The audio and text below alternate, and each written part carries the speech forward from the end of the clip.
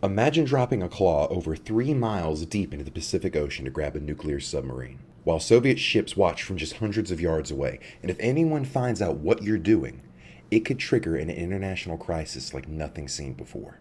Well, you don't have to imagine, because that all really happened, and it was the CIA's most expensive and daring heist of the entire Cold War.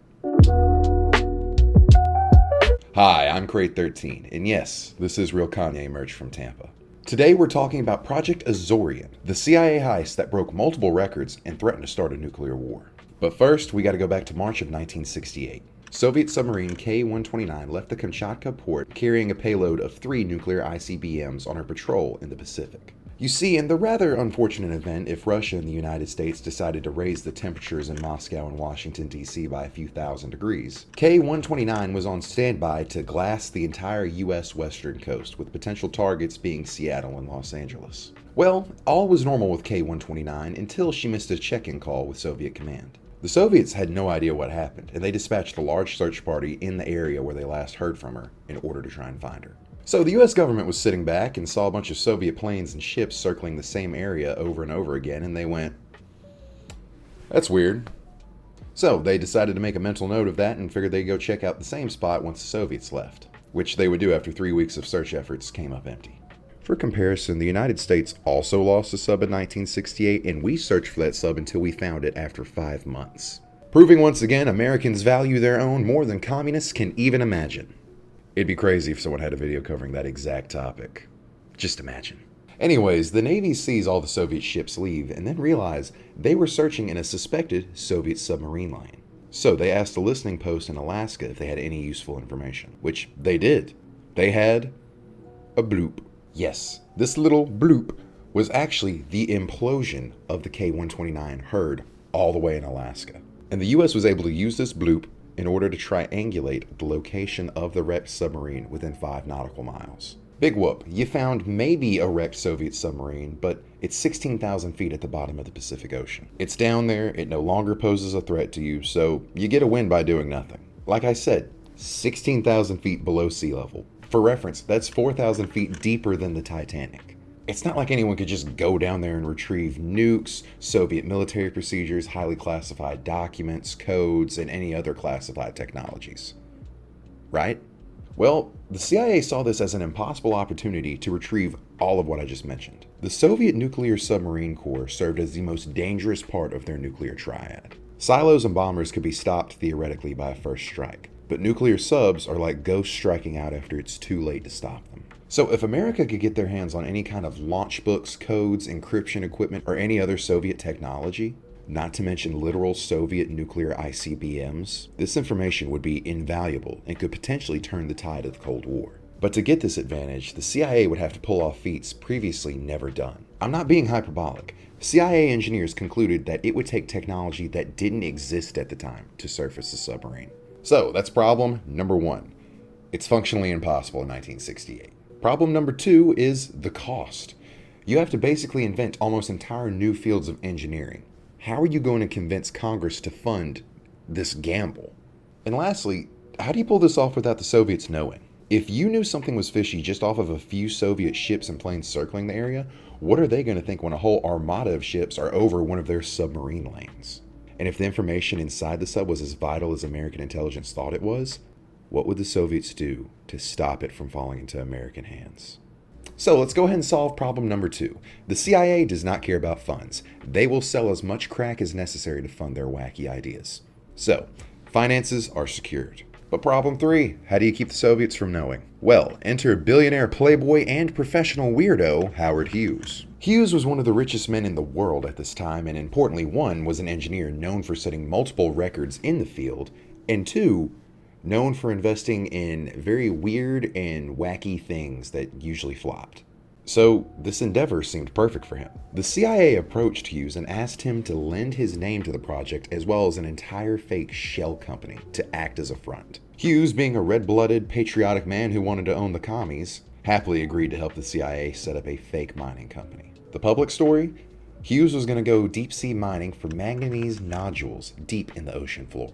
This excuse was perfect because researchers at the time were saying that these manganese nodules would be the next gold rush if a cost-effective way to mine them off the ocean floor was found. And investments like this were right up Hughes' alley. So, Hughes developing a whole brand new giant ship that was going to stay stationary in a single spot over a long period of time just worked. So now it would be hard for the Soviets to prove what they were doing. It all seemed legit and actually was a private venture. Technically. They had formed the biggest lie in history, and after this, Nixon signed off on the plan and told them to go get the sub. Project Azorian was on. They had the funding and the story. Now they just had to figure out how the hell they were going to pull it off. Their custom-built ship for the mission was dubbed the Hughes Glomar Explorer. From the outside, the Glomar Explorer looked like an ordinary deep-sea mining vessel, but hidden inside was its true purpose. At the center of the ship was an enormous opening called a moon pool, a giant cavity running through the hull that allowed equipment to be lowered directly into the ocean while remaining hidden from anyone watching nearby. Beneath the ship, through the moon door, engineers planned to lower an enormous mechanical capture vehicle to grab the sub. It was later nicknamed Clementine. It was essentially a giant steel grabby claw that was designed to go all the way down to the ocean floor and not only withstand the 7,000 psi pressures at the ocean floor, but also wrap itself around the Soviet submarine and hoist the 2,800-ton wreckage to the surface. But keeping the ship over its target was an entirely different challenge. Unlike conventional ships, the Glomar Explorer couldn't just drop an anchor because the ocean was too deep at this point. Instead, it became one of the first vessels equipped with an advanced dynamic positioning system. It was a network of computer-controlled thrusters that constantly adjusted the ship's position, keeping it within a few feet of the submarine despite wind, waves, and ocean currents. Every part of this machine required technology that barely existed, and the hardest part was still ahead. The problem wasn't simply grabbing the submarine, it was reaching it. Imagine you're standing on a skyscraper and you're trying to lower a hook through the handle of this coffee mug, great mug, I know, sitting on the sidewalk below. Now imagine the skyscraper's floating, and the sidewalk's moving, and the rope weighs millions of pounds. That's essentially what the engineers behind Project Azorian were attempting. The capture vehicle couldn't simply be lowered down with a cable because it would snap under its own weight. Instead, engineers designed a giant string of steel pipes, each being 60 feet long. One by one, workers connected these pipes. Each section was lowered into the ocean below it before another section was added on top of it. Hours turned into days, and days turned into years. But eventually, they had an array nearly 3 miles deep below the ocean floor. And at the very bottom hung Clementine. The Pacific Ocean isn't still. It's an ocean, it's water. So it was constantly moving and shifting. Even a few inches would make the entire structure and ship groan from the stresses put on it.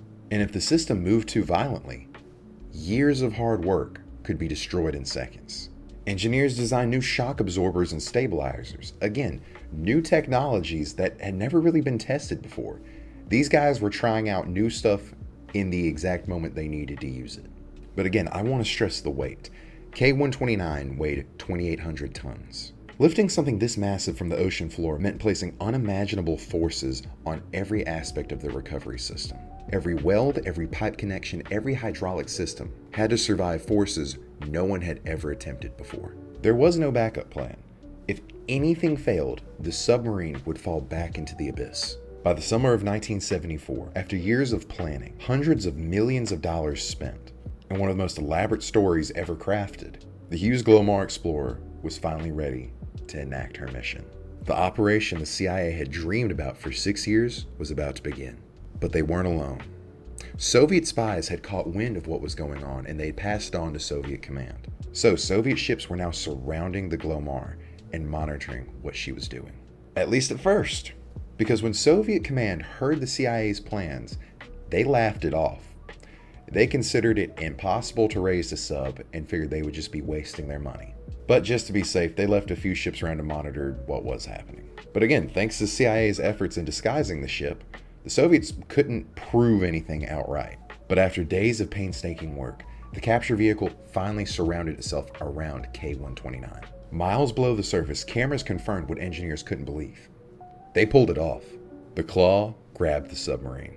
Slowly, almost painfully slowly, it begins pulling it up.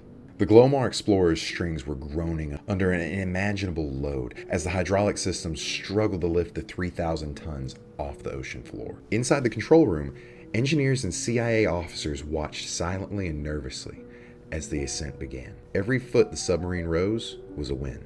For the first time in 6 years, Project Azorian actually seemed like it might work. But the higher the claw climbed, the greater the stress became. Again, this has never been attempted before at this point. There was no textbooks, nothing people could base off of what to do. They were in unknown territory the entire time, just figuring this out as they went. And it looked great until it didn't. Out of nowhere, something failed. Deep underneath the water, one of the claw's arms completely sheared off from the weight placed under it. And within moments, several more supports gave way. The wreck began to shift. Thousands of tons of steel slipped away from the claw and disappeared into the abyss. 6 years of planning, hundreds of millions of dollars, and arguably the most ambitious engineering project in all of human history, gone in just seconds. Oh, and not to mention, like 3 literal nuclear weapons. Yeah, the CIA just lost 3 nukes in the ocean. On board the Glomar Explorer, the atmosphere was angry, to say the least. Until they noticed something. Because not all the submarine was gone. As engineers assessed the damage, they realized something unexpected. A forward section of the submarine was still secure inside what remained of the claw. And because the weight had been reduced so much, the claw didn't struggle to bring it up. The mission had not been a complete failure. When this section of the submarine came into the moon pool, it marked the first time Western officials had ever seen the components of a nuclear submarine from the Soviet side. The CIA immediately began examining everything they recovered. A lot of details still to this day remain classified, so historians are left to piece together what happened through things that are declassified and eyewitness testimony. We know they were able to get some Soviet equipment inside the submarine, as well as 2 nuclear-tipped torpedoes. But perhaps more solemnly discovered was 6 remains of Soviet sailors. For the CIA officers on board the Glomar Explorer, these sailors weren't enemy combatants. They were simply sailors who died at sea. Rather than quietly disposing of the remains, the crew assembled a burial at sea. They placed the bodies in metal caskets, because they were kind of radioactive, but then placed Soviet naval flags over the coffins and committed them to the Pacific with full military honors. As the caskets sunk beneath the waves, they played the Soviet national anthem through the Glomar's loudspeakers, which I think that's a pretty cool human moment in the story. Even in the middle of one of the most heated rivalries in human history, in one of the most top-secret operations, there was still room for respect between the two. The CIA actually recorded the ceremony on film, and in 1992 they returned the film and the bell from the K-129 to the Russian government in a sign of goodwill. Yet the biggest question still remains. Did Project Azorian recover the intelligence it was built to acquire? And the answer is, we still don't know. Some researchers believe that the recovered section contained little intelligence value. Others argue the CIA certainly obtained technical information that has never been publicly admitted. If cryptographic machines, codebooks, or missile launch procedures were acquired, these details remain among the mysteries, but also would explain why some details are still classified. But before another recovery mission could be organized, it got leaked to the press. Most of K-129 was still at the bottom of the ocean, and now that they knew they could do it, they planned to go back and get the rest of it. But before they could launch their mission, events on land exposed everything. In 1974, burglars broke into one of Hughes' companies and found documents related to the Glomar expedition. Reporters soon started to wonder, why was the government investing so much money into this company for manganese nodules? So they began asking uncomfortable questions. And eventually the New York Times put the pieces together and realized something was at the bottom of the ocean and the government was going after it. The CIA actually asked the New York Times not to post a story claiming it would cause an international incident, and they considered that for a little while, but a whistleblower claimed that they didn't find anything worth of value and it was a giant waste of taxpayer money. So the New York Times posted it anyways. If you're curious about the cost, adjusted for inflation, the CIA spent over $4 billion, yes, billion with a B, in surfacing the K-129. But the story went public and the world was looking for answers. So they asked their lawyers to craft a response, and it became one of the most famous sentences in intelligence history. We can neither confirm nor deny the existence of the requested information. It's very much a rage-baiting answer, but it's nothing. It doesn't exist, or it does exist. We don't know. The statement became known as the Glomar response, named after the ship, and it is what that type of statement is still known as to this day.